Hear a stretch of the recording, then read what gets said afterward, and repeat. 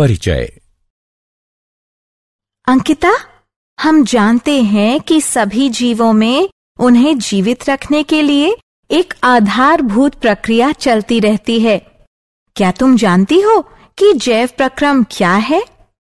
हाँ, किसी भी जीव में होने वाली वह आधारभूत प्रक्रिया जो उसे पृथ्वी पर जीवित रखती है, जैव प्रक्रम कहलाती है। बिल्कुल सही। सभी जीवों में जीवन को बनाए रखने के लिए विभिन्न प्रकार की प्रक्रिया चलती रहती है। इन सभी प्रक्रियाओं के लिए ऊर्जा की आवश्यकता होती है। जीवों को यह ऊर्जा शरीर के बाहर से भोजन के रूप में मिलती है। तो आओ इस विषय में विस्तार से चर्चा करें। उद्देश्य।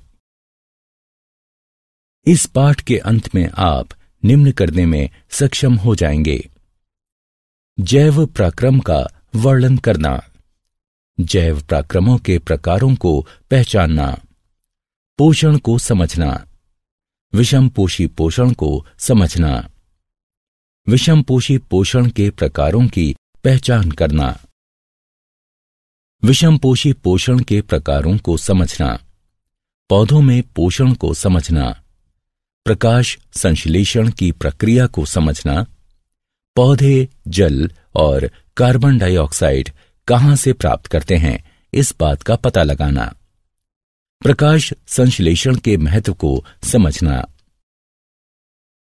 जैव प्रक्रम के प्रकार। आधारभूत जैव प्रक्रम निम्न प्रकार के होते हैं: गति, श्वसन, संवेदनशीलता, वृद्धि, प्रजनन, उत्सर्जन, पोषण और परिवहन।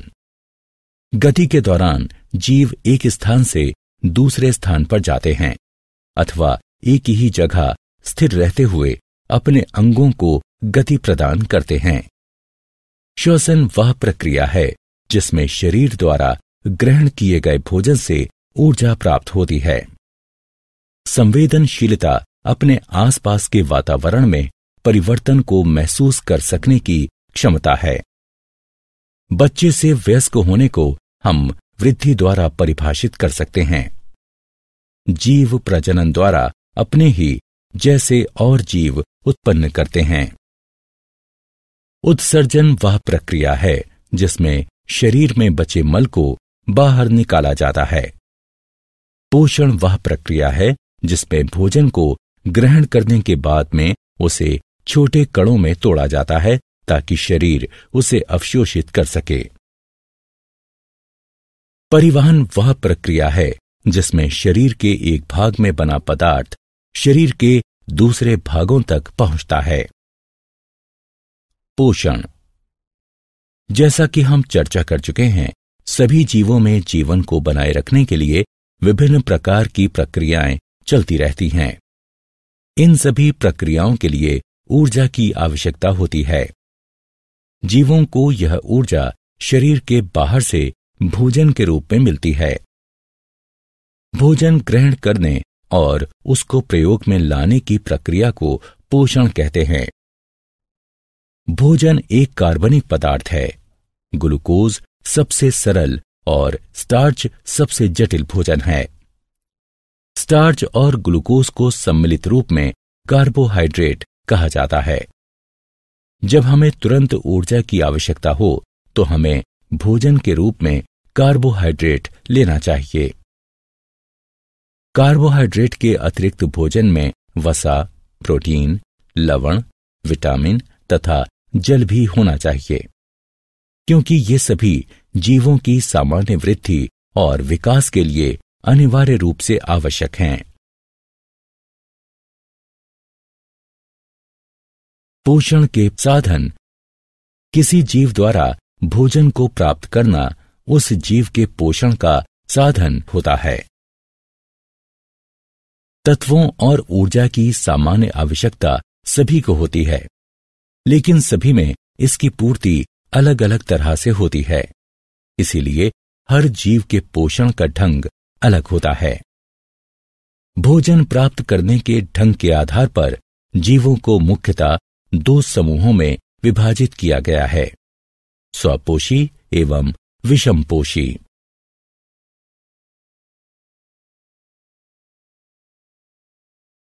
स्वपोषी पोषण। स्व का अर्थ स्वयं और पोषी का अर्थ पोषण है, अर्थात स्वपोषी का अर्थ है अपना पोषण स्वयं करना। स्वपोषी पोषण पोषण का वह प्रकार है जिसमें जीव अपने आसपास के वातावरण में उपस्थित अकार्बनिक पदार्थों जैसे कार्बन डाइऑक्साइड और जल से अपने भोजन का निर्माण स्वयं करता है। हरे पौधे स्वपोषी होते हैं। स्वपोषी साइनोबैक्टीरिया भी इसी प्रकार अपना पोषण करते हैं। इसलिए हम कह सकते हैं कि वे जीव जो कार्बन डाइऑक्साइड और जल से अपना भोजन स्वयं बनाते हैं स्वपोषी कहलाते हैं। स्वपोषी जीवों में हरे रंग का रंजक क्लोरोफिल पाया जाता है जो सौर ऊर्जा को अवशोषित करता है। स्वपोषी जीव अवशोषित सौर ऊर्जा का उपयोग प्रकाश संश्लेषण द्वारा कार्बन डाइऑक्साइड और जल से ग्लूकोज बनाने में करते हैं। प्रकाश संश्लेषण प्रक्रिया का समीकरण ये है। विषमपोषी पोषण। विषम का अर्थ अन्य और पोषी का अर्थ पोषण है, अतः इसका अर्थ है अन्य स्रोतों से अपना पोषण करना। विषमपोषी पोषण पोषण का वह प्रकार है जिसमें जीव अपने आसपास के वातावरण में उपस्थित अकार्बनिक पदार्थों जैसे कार्बन डाइऑक्साइड और जल से अपने भोजन का निर्माण नहीं कर सकता और अपने अपने भोजन के लिए दूसरे जीवों पर निर्भर रहता है। अधिकतर जीवाणुओं, कवक और पशुओं में इसी प्रकार का पोषण होता है। वे जीव जो अकार्बनिक पदार्थों जैसे कार्बन डाइऑक्साइड और जल से अपना भोजन स्वयं नहीं बना सकते तथा भोजन के लिए दूसरे जीवों पर निर्भर रहते हैं, विषमपोषी कहलाते हैं। विषमपोषी वह उपभोक्ता है जो अपने भोजन के लिए दूसरे जीवों पर निर्भर रहता है। विषमपोषी अपने भोजन के लिए स्वपोषी जीवों और दूसरे विषमपोषी जीवों पर निर्भर रहता है। विषमपोषी पोषण के प्रकार। विषमपोषी निम्न 3 प्रकार से अपना भोजन प्राप्त करते हैं: मृतजीवी, परजीव, होलोजोइक। मृत का अर्थ नष्ट हो चुका और जीवी का अर्थ आश्रित है, अर्थात ये वो पोषण है जिसमें जीव पोषण के लिए नष्ट हो चुके कार्बनिक पदार्थों जैसे सड़ा हुआ पौधा अथवा मृत पशु पर आश्रित रहता है। जैसे कवक तथा बहुत से जीवाणु मृतजीवी होते हैं। पर का अर्थ दूसरों पर और जीवी का अर्थ आश्रित है।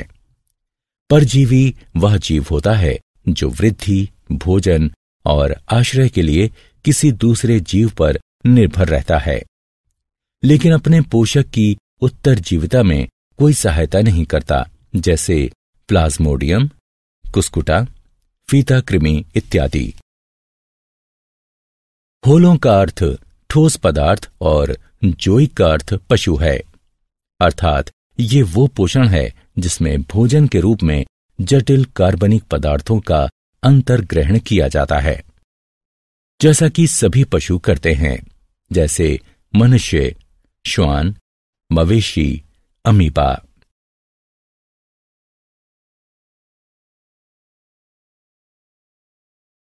पौधों में पोषण। हम पहले ही चर्चा कर चुके हैं कि हरे पौधे स्वपोषी होते हैं और प्रकाश संश्लेषण द्वारा अपने भोजन का निर्माण करते हैं।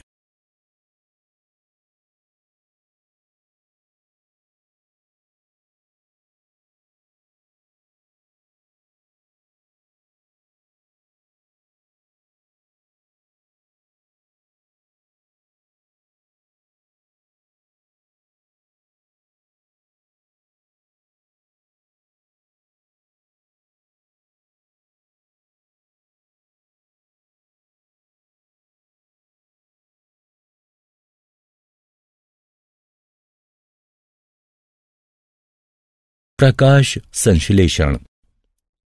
प्रकाश का अर्थ सूर्य का प्रकाश और संश्लेषण का अर्थ निर्माण है। अतः प्रकाश संश्लेषण का तात्पर्य सूर्य के प्रकाश की सहायता से भोजन का निर्माण है। प्रकाश संश्लेषण वह प्रक्रिया है जिसका उपयोग सभी हरे पौधे, नीले हरे शैवाल, साइनोफाइटा और कुछ जीवाणु करते हैं।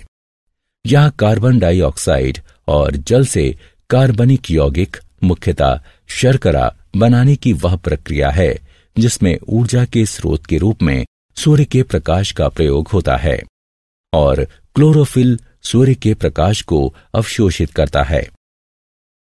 प्रकाश संश्लेषण को संक्षिप्त रूप से इस समीकरण द्वारा दर्शाया जा सकता है। प्रकाश संश्लेषण मुख्यतः 2 चरणों में विभाजित होता है। प्रकाश आश्रित चरण, प्रकाश आश्रित अभिक्रियाएं।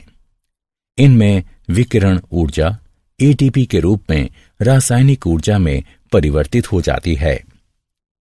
अंधकारमय चरण, प्रकाश मुक्त अभिक्रियाएं।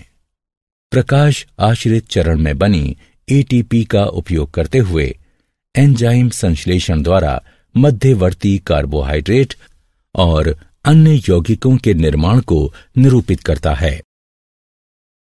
प्रकाश संश्लेषण की क्रिया निम्न 3 चरणों में घटित होती है। अवशोषण, क्लोरोफिल द्वारा सूर्य के प्रकाश से सौर ऊर्जा का अवशोषण। रूपांतरण, सौर ऊर्जा का रासायनिक ऊर्जा में परिवर्तन। सौर ऊर्जा द्वारा जल का हाइड्रोजन और ऑक्सीजन में टूटना। अपचयन, हाइड्रोजन द्वारा रासायनिक ऊर्जा का उपयोग करते हुए कार्बन डाइऑक्साइड का अपचयन करके ग्लूकोज जैसे कार्बोहाइड्रेट का निर्माण।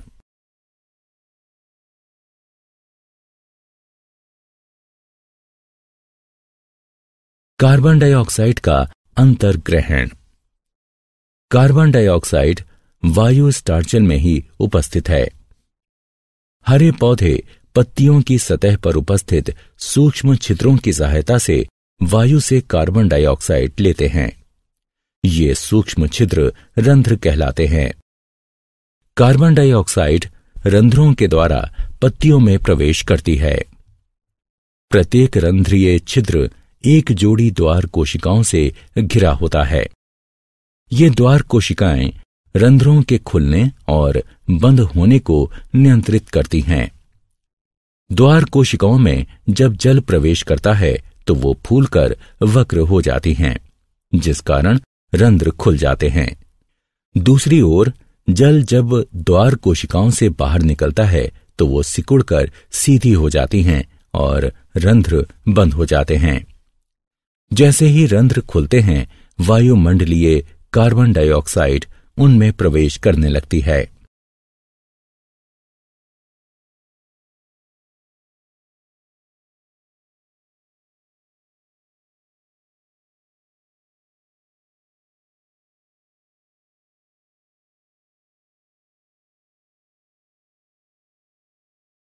जल का अंतर्ग्रहण। पौधों में प्रकाश संश्लेषण के लिए आवश्यक जल पौधों की जड़ें परासरण द्वारा मिट्टी से अवशोषित करती हैं। पौधों की जड़ों द्वारा अवशोषित जल जाइलम नलिकाओं द्वारा पत्तियों में उपस्थित प्रकाश संश्लेषीय कोशिकाओं में पहुंचता है, जहां उसका प्रयोग प्रकाश संश्लेषण में होता है।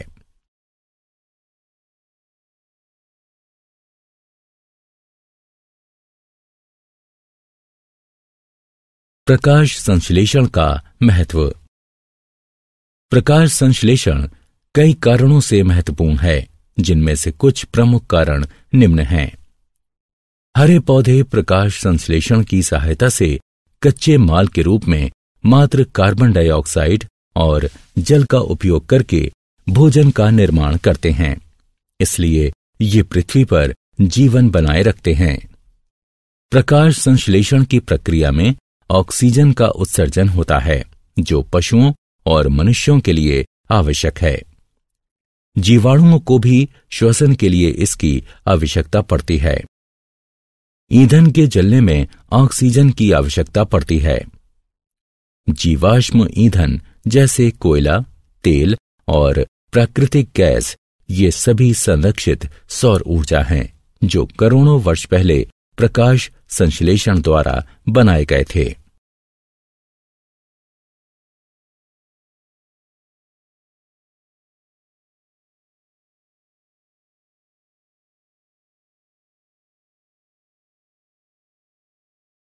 क्या आप जानते हैं एटीपी ऊर्जा मुद्रा है।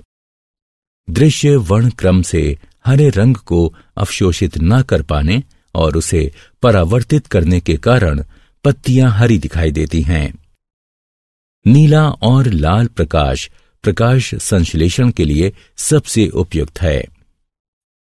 प्रकाश आश्रित अभिक्रियाएं क्लोरोप्लास्ट के थाइलेकाइट में होती हैं।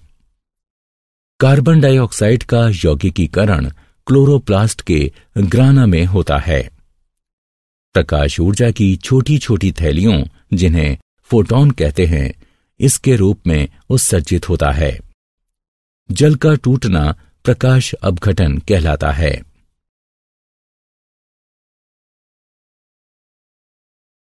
सारांश।